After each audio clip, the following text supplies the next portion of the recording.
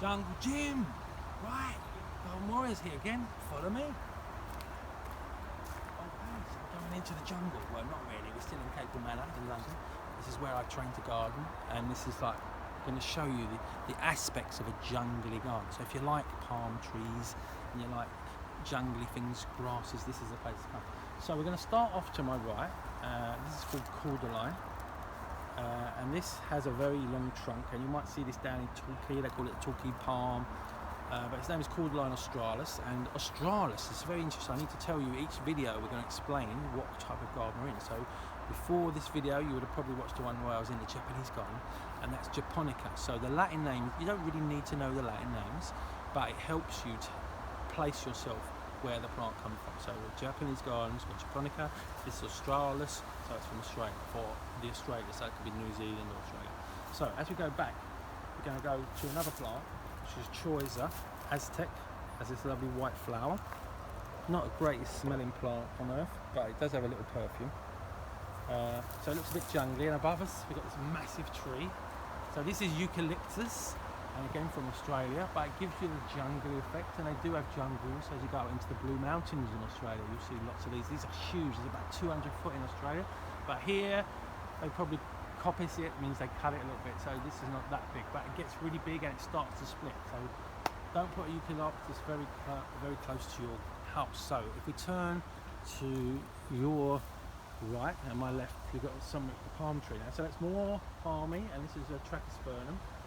So this one's proper jungly plant, and you can't believe that this plant grows down to like minus 10, 15, very hard in England. Everyone can have one. I had one, I moved up north, I took it with me, and it grew like a triple.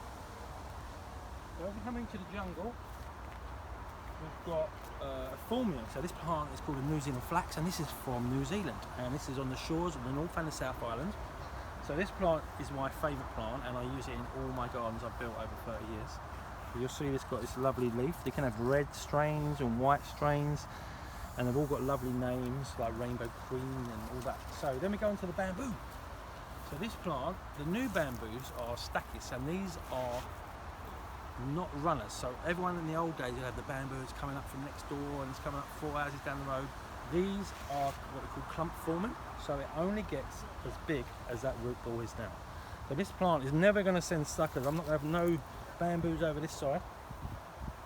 It's just going to stay where it is, but it may get very tall, and we'll have a little look around in a minute. We'll see if we can find some bigger ones over here. I think there's a black bamboo over there, but I just want to take you down past this nice grass, and this is called a heuchera, and it basically has a beautiful leaf that changes colour throughout the year, and underneath it will be a much darker colour.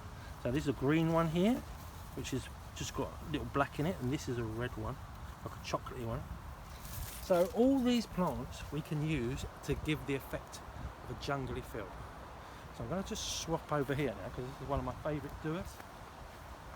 So this one is called Fatsia japonica, but we don't need to need a Latin name, do we? Basically it's a castor oil plant, and it's this lovely green leaf. A lot of florists use this in their displays because it's a very hard plant. You can see I can bend it, it'll come back. Yeah. So this is a plant, very hardy. Everyone should have it in their garden. If you've got a shady spot in your garden, put it under the tree. Look, it's in the full shade here. Look, it's growing lovely. So this is a good doer. It can cut it back really hard, and it will come back year after year after year. So getting the jungly effect is all about aspect and what it looks like. You know, so we're just going to put plants in that look like jungly. So if you pan around now and look at the eucalyptus with the bamboo and the cordyline, it gives you a little bit of a jungly effect.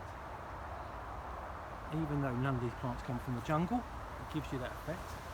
So we're now going to go off and look at another garden on another continent. Okay, let's go.